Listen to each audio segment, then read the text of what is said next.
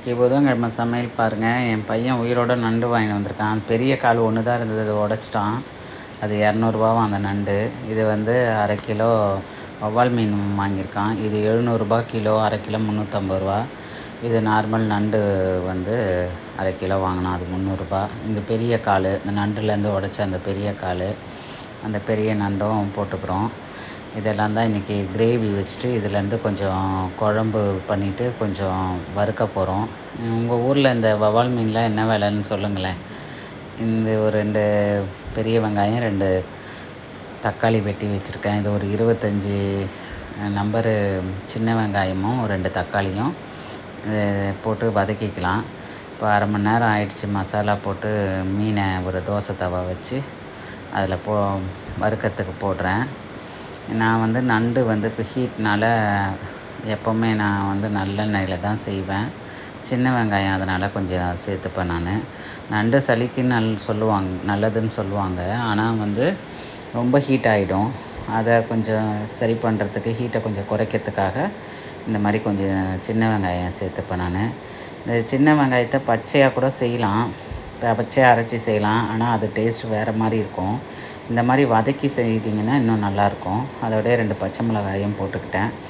இந்த 2 தக்காளியும் ஒரு 25 நம்பர் சின்ன வெங்காயமும் தக்காளியும் வதக்கி எடுத்தாச்சு. இப்போது ஒரு மண் சட்டி வச்சு நல்லெண்ணெய் ஊற்றி கடுகு, உளுந்து, வெந்தயம் போட்டுக்கணும். நண்டுக்கு மட்டும் கொஞ்சம் வெந்தயம் போட்டுக்கணும். போட்டு நல்லா அதோட ஒரு 3 பச்சை மிளகாய் போட்டிருக்கேன். இந்த வெங்காயம் போட்டு பொடிசாக வெட்டின வெங்காயத்தை போட்டு நல்லா வதக்கி எடுத்துக்கலாம். அதோட 2 ஸ்பூனு இஞ்சி பூண்டு பேஸ்ட் போட்டுக்கலாம். போட்டு இது நல்லா வதக்கணும். இது வதங்கிக்கிட்டே இருக்கும்போது இந்த தக்காளி வெங்காயம் வதக்கி வச்ச தக்காளி வெங்காயத்தை மிக்சியில் போட்டு அரைச்சி எடுத்துக்கலாம். மீன் ஒரு பக்கம் வெந்துருச்சு. மீன் ஒரு பக்கம் வெந்த பிறகு கொஞ்சம் கருவேப்பிலை போட்டிங்கன்னா மீன் வந்துட்டு அந்த மீனோட இந்த நீச்சு வாசனை இல்லாமல் நல்லா இந்த கருவேப்பிலை ஃப்ளேவரோட ரொம்ப நல்லாயிருக்கும். அது ஃபஸ்ட்டே போட்டிங்கன்னா கருவேப்பிலை கருகிடும். அதனால் ஒரு பக்கம் வெந்த பிறகு கருவேப்பிலை கொஞ்சம் போட்டுக்கோங்க. இப்போ பொடிசாக அரிஞ்சு வச்ச அந்த தக்காளியை இந்த வெங்காயத்தோடு போட்டு நல்லா வதக்கிக்கலாம். நல்லா தக்காளியும் வெங்காயமும் சேர்ந்து நல்லா வதங்கி வந்ததும் இந்த கழுவி வச்ச நண்டை அதனோட போட்டுப்போம். இந்த நண்டு இதுக்கு தேவையான அளவு உப்பு போட்டுக்கலாம். இந்த நண்டை போட்டு நல்லா கொஞ்சம் நண்டுலேருந்து கொஞ்சம் தண்ணி வெளியே வரும். அதனால் கொஞ்சம் அந்த எண்ணெயிலே கொஞ்சம் அந்த நண்டை போட்டு நல்லா வதக்கி விடணும்.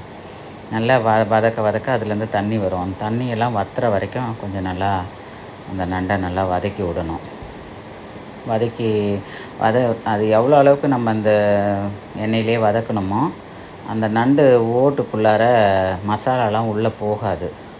அதுக்கு இந்த மாதிரி நல்லா வதக்கி கொடுத்து அதுக்கு தேவையான அளவும் மிளகாத்தூளும் போட்டு கொஞ்சம் சிம்மில் வைக்கணும். இல்லாட்டி நம்ம சும்மா லேசாகவே வதக்கிட்டு தண்ணியை ஊற்றிட்டோம்னா நண்டு உள்ளே புட்டு பார்த்தா வெள்ளையாக இருக்கிற மாதிரி இருக்கும். மசாலா அது உள்ளே போகாது. அதனால் இது நல்லா சிம்மில் வச்சு கொஞ்சம் நேரம் இந்த மசாலாலாம் போட்டு இந்த நண்டை கொஞ்சம் தட்டை போட்டு ஒரு சிம்மில் வச்சு வேக வைக்கணும். வச்சிங்கன்னா அது நல்லா உள்ள மசாலாலாம் உள்ளே போய் நமக்கு சாப்பிடும்போது அந்த நண்டு டேஸ்ட்டாக நல்லா இருக்கும். இப்போ நல்லா வதக்கிட்டு இந்த அரைச்சி வச்ச அந்த தக்காளி வெங்காய பேஸ்ட்டு அதோட கொட்டிக்கலாம். கொட்டிட்டு நான் வந்து ஒரு 3 ஸ்பூன் வீட்டு குழம்பு மிளகாத்தூள் தான் நான் எல்லாத்துக்குமே யூஸ் பண்ணுவேன். நான் தனியாக அரைக்க மாட்டேன். குழம்பு மிளகாத்தூள் அரைச்சி வச்சுப்பேன். அதை தான் நான் யூஸ் பண்ணிக்கிறது. அதை வந்து ஒரு 3 ஸ்பூன் போட்டுக்கிறேன். இந்த நண்டு மசாலா வந்து இட்லிக்கு சாப்பிட்லாம், தோசைக்கு, இட்லிக்கு, சாப்பாட்டுக்கு இந்த இந்த மாதிரி கிரேவி பண்ணிக்கிட்டிங்கன்னா எதுக்கு சாப்பிட்டாலுமே நல்லாயிருக்கும். சாப்பாட்டில் போட்டு சாப்பிட்டாலும் நல்லாயிருக்கும். இட்லி, தோசைக்கு எதில் சாப்பிட்டாலுமே நல்லா டேஸ்ட்டாக இருக்கும். இந்த மாதிரி அந்த தக்காளி வெங்காயத்தை அரைச்சி ஊற்றி மிளகாத்தூளும் போட்டு நல்லா ஒரு 10 நிமிஷம் மூடி வேக வச்சுட்டு இப்போ பாருங்கள் நல்லா வெந்துருச்சு. நல்லா மூடி வேக வச்சிட்டேன். இப்போ அதுக்கு தேவையான அளவு தண்ணி ஊற்றிக்கலாம். இந்த கிரேவி பார்த்திங்கன்னா நாங்கள் ஒரு 4 பேருக்கு பண்ணுறோம். நைட்டுக்கும் தோசைக்கோ இட்லிக்கும் வச்சுக்கலாம். அந்தளவுக்கு இது நல்லா திக்காக இருக்கும். ஒரு கரண்டி குழம்பு எடுத்துக்கிட்டாலே போதும், ஒரு ஆள் சாப்பிட்றலாம். அந்த அளவுக்கு டேஸ்ட் இருக்கும். இது கொஞ்சம் தேங்காய் எடுத்துக்கலாம். இது எங்கள் ஊர்லேருந்து வர புளி.